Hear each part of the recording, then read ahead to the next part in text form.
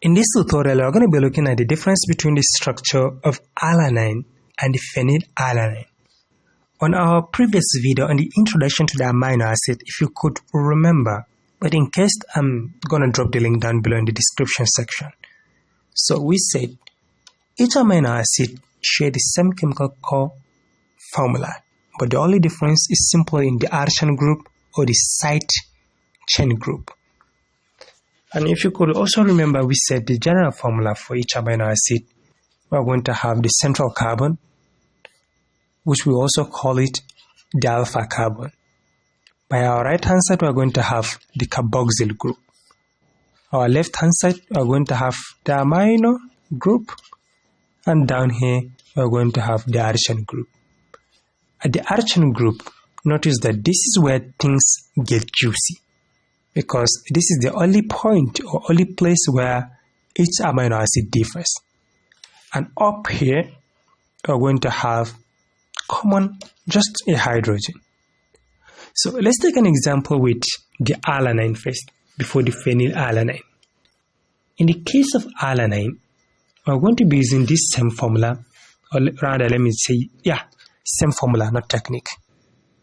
So we're going to have one carbon. Here we have one carbon, but before then, the general formula for the chemical formula for the alanine is going to be CH3 CH NH2 COOH. And first, we're going to have a central carbon. Then we're going to have an amino group attached to same central carbon, which is NH3 positive. By our right hand side, we are going to have the carboxyl group, and up here we are going to have the common hydrogen. And remember, this is what we call the alpha carbon. Remember, this is addition group, and this is where each amino acid differs. So at this point, we are not going to write the addition group, we are going to write the completion. Notice that here we have an amino group, and this is it. And here we have the carboxyl group, and this is our carboxyl group. What about CH, the carbon and then hydrogen? This is it. And we are going to replace this here, meaning that the alanine basically has a one methyl group.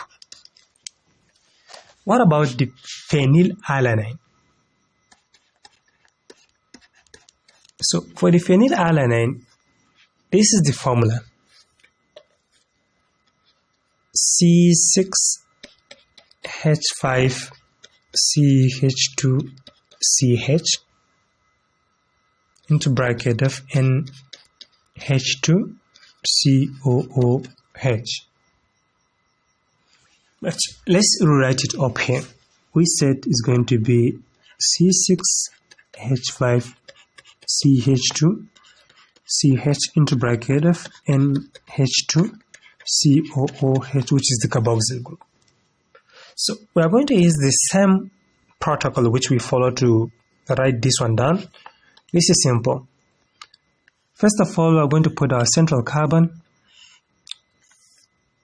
Our central carbon.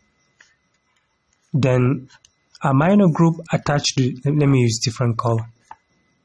Let's say central carbon. Then amino group attached to the same central carbon. Common hydrogen up here. Then we are going to have the carboxyl group. Notice that at this point, the phenylalanine and the alanine are similar, but we are simply going to replace one hydrogen with phenyl group, basically benzene. So here we're going to have phenyl group, which is CH. We're going to have, the phenyl group is this, actually, but we're going to replace it, basically, we said, with benzene. So instead of us writing CH3, this is simply going to be CH2. Then the last part, but not the least, is the benzene ring.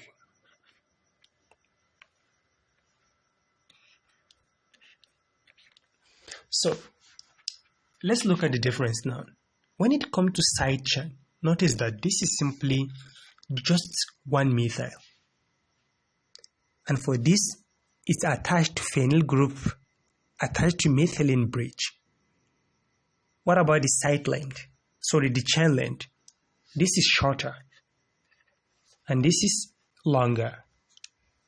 If you look at the ring structure, the alanine doesn't have any ring structure, while the phenylalanine has an aromatic ring.